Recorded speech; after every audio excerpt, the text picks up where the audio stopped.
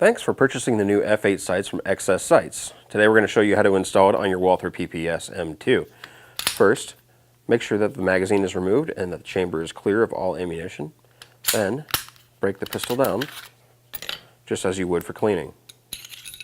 So once the pistol is broken down, you need to remove the front sight using whatever means the front sight is attached with. Usually it's going to be a slotted screw, so any flathead screwdriver will work just fine. So we'll set that screw aside. And then you may need to utilize a pair of pliers to kind of get that front sight out of the front sight cut. And then take the XS F8 front sight,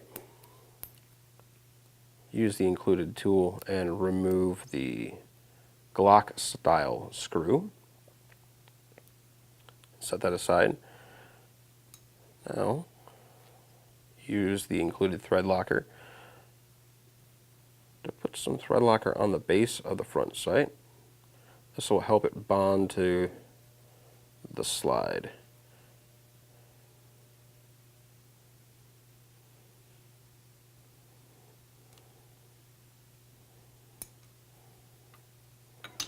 Flipping the slide over, we're going to use some gun scrubber. Spray that on a Q-tip, and then clear away any excess oils or other thread locking compounds or anything like that that might be present on the front sight cut.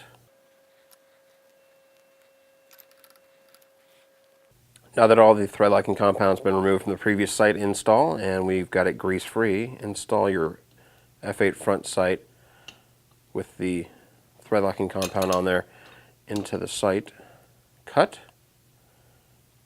Take your thread locking compound and place a drop of it on the bottom of the screw, and this will help hold it into the front sight tool. Then your thread locking compound should be applied sparingly to the threads. Now, holding the front sight in place, place the screw in and tighten it, finger tight, with the included tool. You don't need to use any other tools for this. Now, take your Q-tip, get that excess thread locking compound off of the head of the screw, and your front sight is installed. We're going to leave that excess right around the exterior of the front sight for the time being. Now for the rear sight, you can either use a sight pusher or you can use a vise and a punch like we're going to use.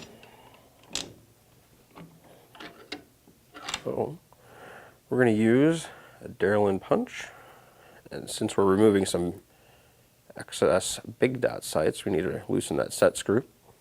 Now using a non-marring punch like this brass punch and the slide securely positioned in the slide, you can drive that rear sight out.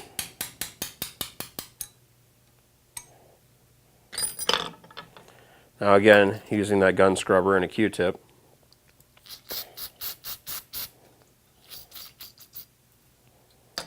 we're going to remove all of the excess thread locking compound and greases and oils from that rear dovetail cut.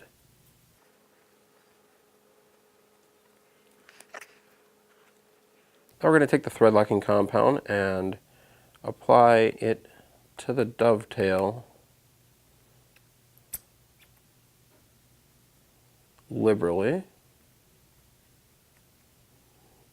and kind of wipe a little bit on there, but install it into the slide. It should slide about halfway in. And then using that same punch, making sure to use a non-marring material like brass, tap that until it is centered. Once it's centered, use your included Allen key, or your hex key, to tighten the two set screws, and your F8 rear sight is installed.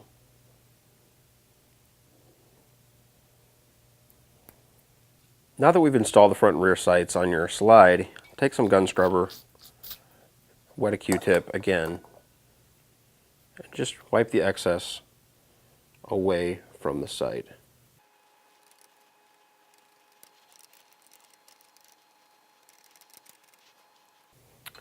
Now reassemble your slide.